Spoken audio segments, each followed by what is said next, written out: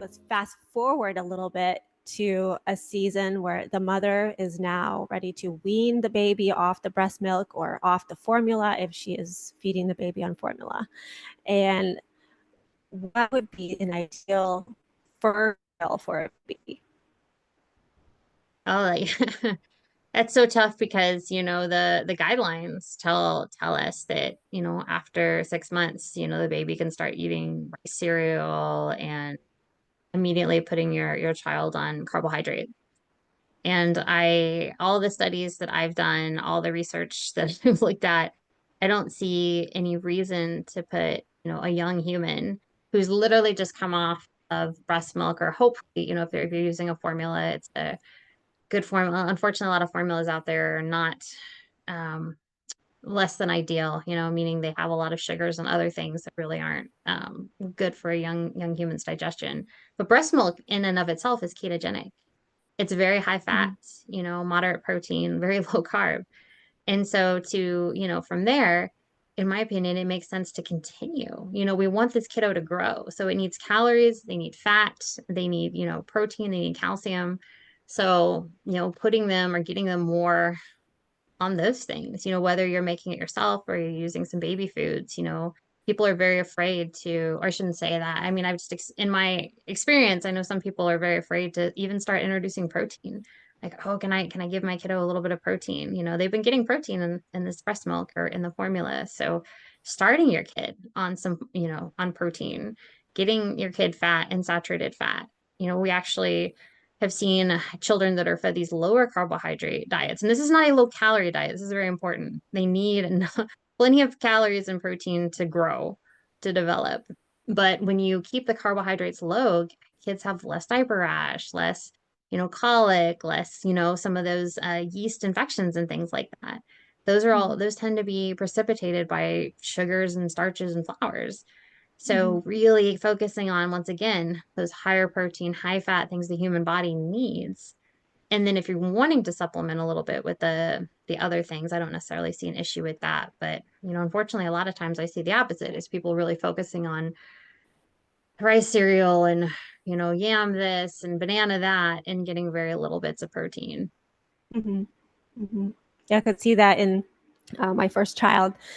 Just when he eats blueberries or any type of berries, you just see the berries just go right through him. It's just the Mm. body seems to be just wanting to just push him out as fast as possible. And that is also followed by big diaper rashes. Yeah, well, and like things that are like fruit and things that have fiber, the body can't use fiber. Like cellulose is not something the human body breaks down very well at all. And having worked with people that have, ostomy bags, meaning they don't have a colon, they literally have the bag on the outside of their body after like a major surgery. Don't see meat, chunks of meat in there. It's all absorbed and utilized by the human body, where you'll see mushrooms and raisins and all kinds of, vegetable and fruit like residue.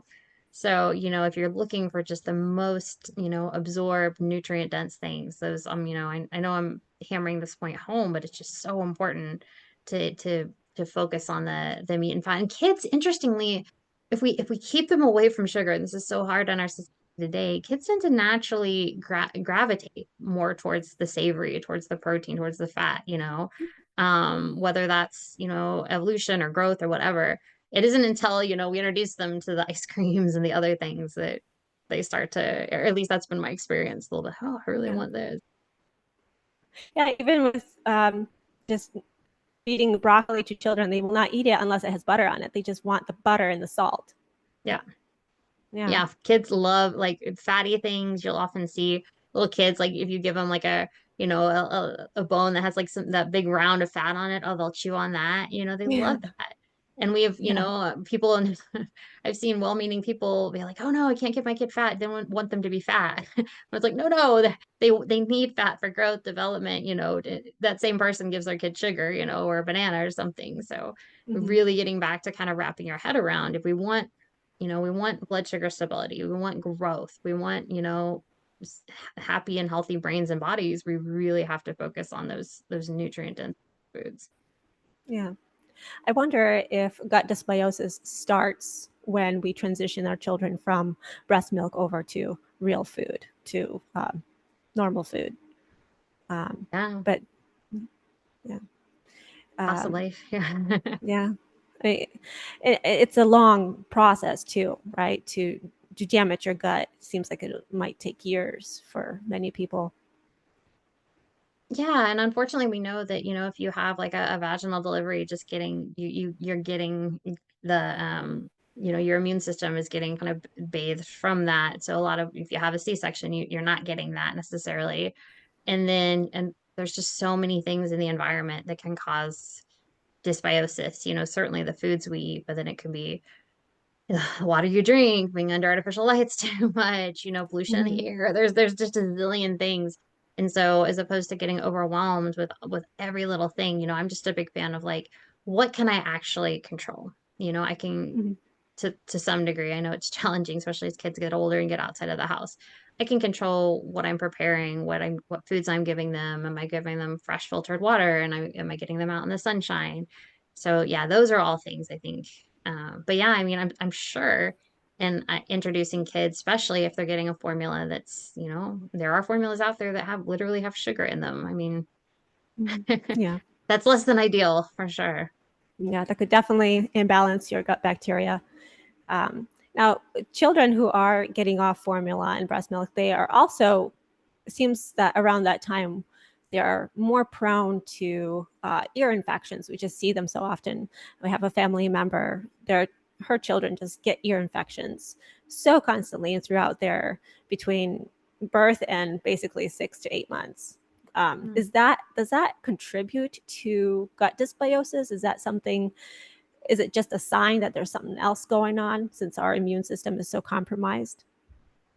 I Um, mean, it's certainly possible. We know it's not uncommon for people to, when they transition off a diet that's higher in sugars and flours, to all of a sudden have a lot less infections, bacterial infections, whether that's like, oh my gosh, I used to get a sinus infection twice a year and now I don't get them mm, anymore. And like the same thing you said with like an ear infection. And you can't completely eliminate, like you said, the fact that it's like, oh, there's all these all these other potential things that could be causing that. But certainly you mm, think, you have it basically with a child almost like a blank slate, right, of a gut. mm, And if all of a sudden, like you said, if the first food that I introduce is a high sugar or high starch, and it could be, once again, this is not blame, this is just education, a well-meaning parent, oh, I'm going to do mashed banana and a rice cereal. I mean, that's a very high sugar, high starch food. And you went mhm, from a very low carbohydrate, high fat, high protein breast milk to that. I mean, of course, you can cause some gut dysbiosis, a bacterial mhm, infection. So, I mean, I definitely think that's a possibility. And especially if you're seeing trends, like if someone said, like, God, I did this with all three of my kids and all three of them had that, I would question kind of what was happening mhm, around that time. mhm. Yes, keeping a food journal would be great too, especially Absolutely. for a young mother who's uh, exhausted. You want to do is Absolutely. put it in your memory. Now, once we do get the children on antibiotics for that ear infection, what kind of food should we start feeding them to promote gut health, to promote, I guess, the balance again, the microbial balance? Yeah, that's really challenging because as soon as you start taking antibiotics, yeah, even if while the antibiotics in your system, I mean, they're designed, right, to really clear everything out. It's Mhm, they're like a wrecking crew. They are not concerned, good bacteria, bad bacteria, like everything's going. mhm, And I mean, that's obviously great for an infection because you want to clear the infection, but like you're saying, you're also clearing some of the really good bacterias. So certainly after the antibiotics, or some people will kind of do it intermittently. Like if I'm taking an antibiotic early in the day, maybe I take, something later in the day. I think anytime you do that though, that is really a time where you want to keep like the sugars and starches low because the gut is mhm, just so prone to being angry and inflamed with sugars. And I would even say fiber, sugar, starch, and fiber. If you think about it, the antibiotics come through your gut. It's kind of like a wrecking crew. Like everything's kind of angry. It would be like if you were biking and you're in an accident, you have this huge like road rash on your arm, You wouldn't want to come and like take a scrub brush and like scrub. You want to like protect it. Okay, we gotta clean it, we gotta protect it, we gotta do everything to be nice to it. And throwing a lot of sugars and flours at it is like that scrub brush. Like, it's already angry. Stop doing that. So once again, nutrient dense, easy on the gut foods. Those butters, those ghee, tallow, bone marrow, fats, those Mm, things that are really nourishing. Any type of animal protein. Egg yolk is another one. I know some people are sensitive to egg whites. mhm, Any type of beef, chicken, fish, and then really keeping those sugars and starches low. And I also think introducing some type of probiotic can be really good in this case, mm, whether it's a little bit of a yogurt, whether it's a little bit of a kefir, whether it's a little bit of, if the child is like lactose intolerant or you're going really easy, some people even do like a coconut yogurt. But we do mm. know that, and it doesn't have to be a lot, even just like we're talking teaspoons here, can really help repopulate the gut.